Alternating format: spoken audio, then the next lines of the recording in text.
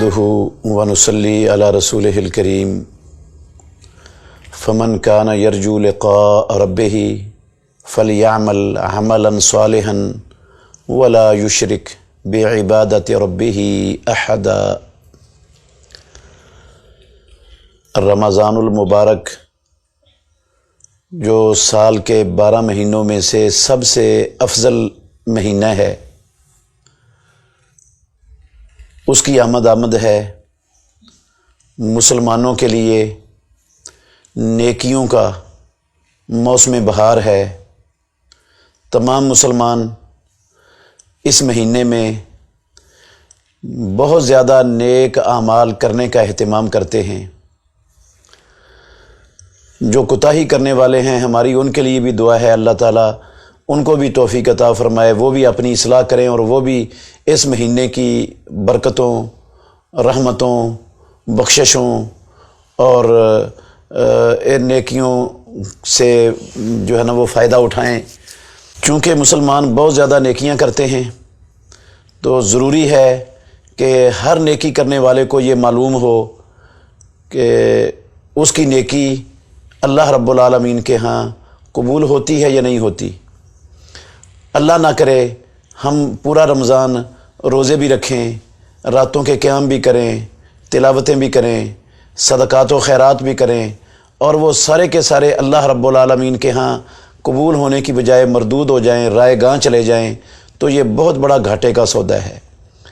तो हमें अपने तमाम आमाल नेकियों से पहले रमज़ानुल मुबारक के अंदर भी और सारी ज़िंदगी में ये याद रखना चाहिए कि अमल करने वाले के अंदर चंद शर्तें, चंद चीज़ें होंगी तो फिर उसका अमल अल्लाह रब्बुल आलमीन के यहाँ कबूल होगा।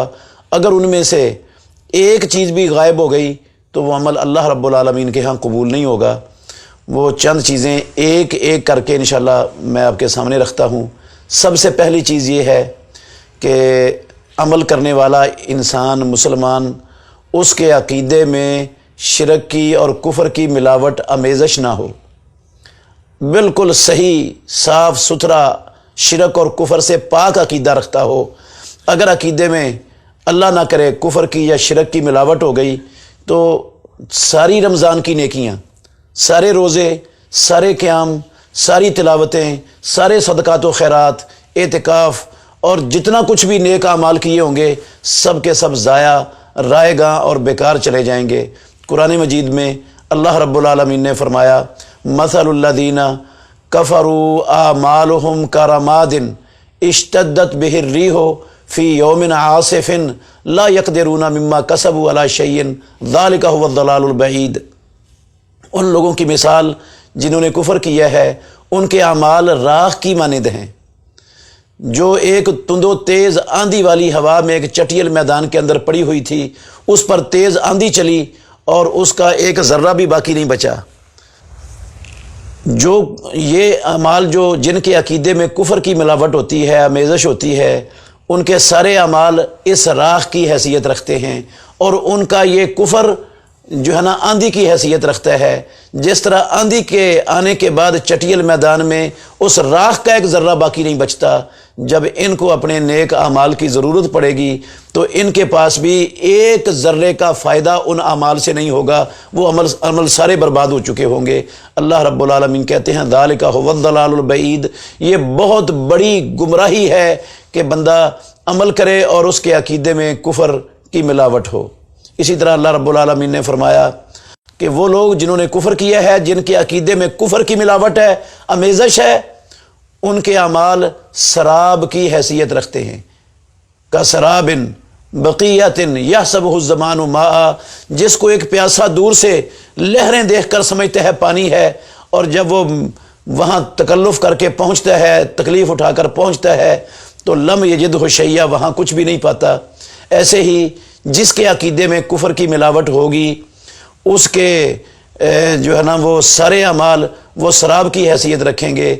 जिस तरह प्यासे को शराब से पानी की एक बूंद भी नहीं मिली, कुछ भी नहीं मिला, इसी तरह اس شخص کو جس نے روزے رکھے، جس نے نمازیں پڑھیں، جس نے قیام کیے، جس نے تلاوتیں کیں، صدقات و خیرات کیے اور دوسرے بڑھ چڑھ کر نیک اعمال کیے، ان نیک اعمال میں سے جو ہے نا وہ اس کو کسی چیز کا فائدہ نہیں ہوگا۔ جس طرح پیاسے کو شراب سے کوئی فائدہ نہیں ہوتا، اس طرح جس کے عقیدے میں کفر کی ملاوٹ ہے اس کو کوئی فائدہ نہیں ہوگا۔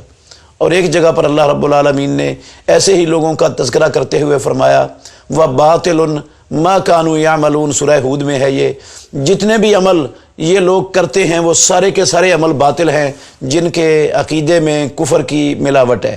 اور ایسے ہی فرمایا اولئک الذین حبطت اعمالهم فی الدنیا والآخرہ وما لهم من ناصرین، ان کے اللہ نے سارے اعمال ضائع کر دیے جنہوں نے کفر کیا ہے، اور ان کا قیامت کے دن کوئی مدد کرنے والا نہیں ہوگا۔ تو سب سے پہلی چیز وہ یہ ضروری ہے کہ بندے کے عقیدے میں کفر کی ملاوٹ نہ ہو، اور دوسری چیز ہے شرک کی ملاوٹ نہ ہو۔ اگر ہم سے شرک، ہمارے عقیدے میں شرک کی ملاوٹ ہو گئی تو ہماری ساری کی ساری نیکیاں ضائع اور برباد ہو جائیں گی۔